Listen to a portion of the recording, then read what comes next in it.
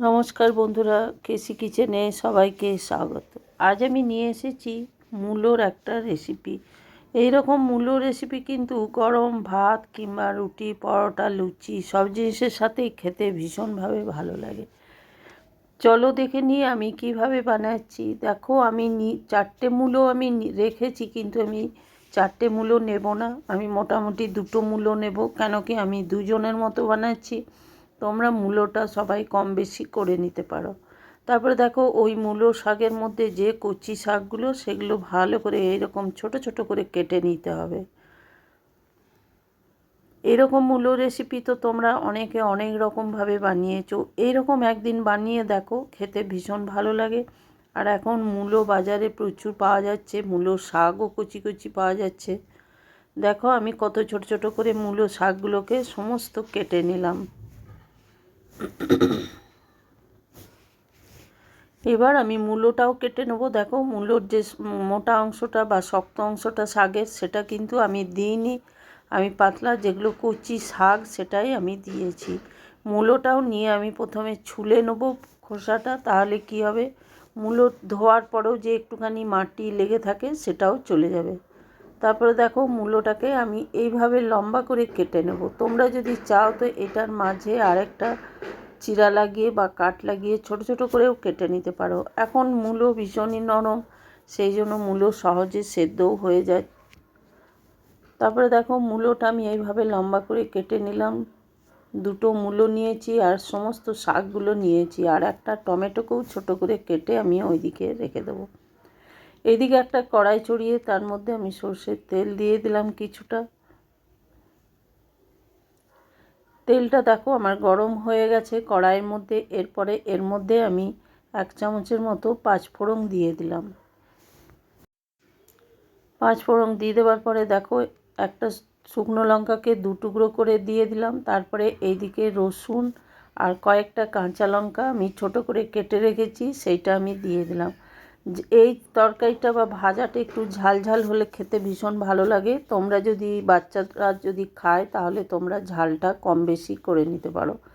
দেখো, রসুন আর লঙ্কাটা একটু ভেজে নেবার পরে একটা পেঁয়াজকে ছোট করে কেটে রেখেছি, সেই পেঁয়াজটাও আমি এটার মধ্যে দিয়ে দিলাম। দিয়ে দেওয়ার পরে বেশ ভালো করে পেঁয়াজটাকেও ভেজে নিতে হবে।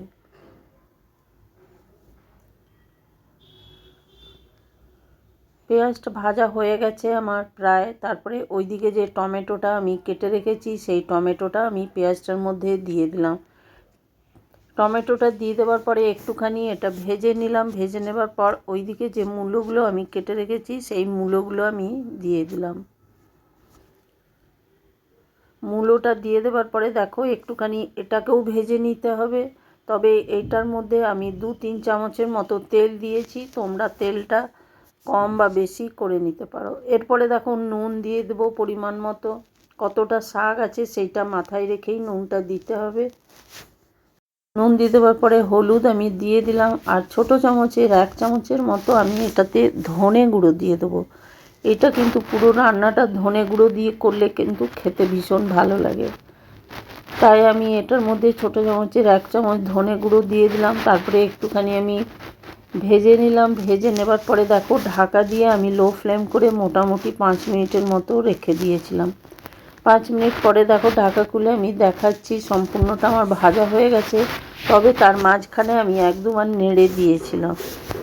মূলোটা আমার প্রায় সেদ্ধ হয়ে গেছে। এরপরে আমি ওইদিকে যে মূলো শাকটা কেটে পরিষ্কার করে ধুয়ে রেখেছি, সেই শাকটা আমি এটার মধ্যে দিয়ে দেবো। দিয়ে দেওয়ার পরে বেশ খানিকক্ষণ শাকটাকেও ভেজে নিতে হবে। এই রকম তোমরা মূলো আর মূলো শাক একসাথে যদি বানিয়ে খাও রুটি বা ভাত, গরম ভাতে, তো খেতে ভীষণভাবে ভালো লাগে। তোমরা তো অনেকে অনেক রকমভাবে মূলো শাক বা মূলো রান্না করে খাও। একদিন এইভাবে আমার মতো বানিয়ে দেখো, খেতে ভীষণ ভালো লাগে। তারপরে দেখো, শাকটাকে একটু নেড়ে চেড়ে নিলাম। নেড়ে চেড়ে নেবার পরে এটাকে আবার ঢাকা দিয়ে আমি 2-3 মিনিটের মতো লো ফ্লেম করে রেখে দেবো। আমি কিন্তু সম্পূর্ণ রান্নাটা বিনা জল দিয়েই করছি, যেহেতু লো ফ্লেম করে ঢেকে দিচ্ছি, সেই জন্য সেদ্ধ হয়ে যাচ্ছে। তারপরে দেখো, ঢাকা খুলে আমি দেখাচ্ছি। দেখো, মূলো বা মূলো শাক দুটোই আমার সেদ্ধ হয়ে গেছে। এরপরে এটাকে আর বেশ খানিকক্ষণ ধরে আরও নেড়ে ভেজে নিতে হবে।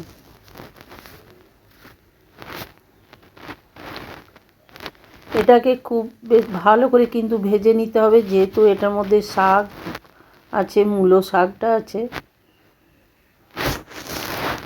1-2 মিনিট ধরে এটাকে আমি সমানে কিন্তু ভেজে যাব।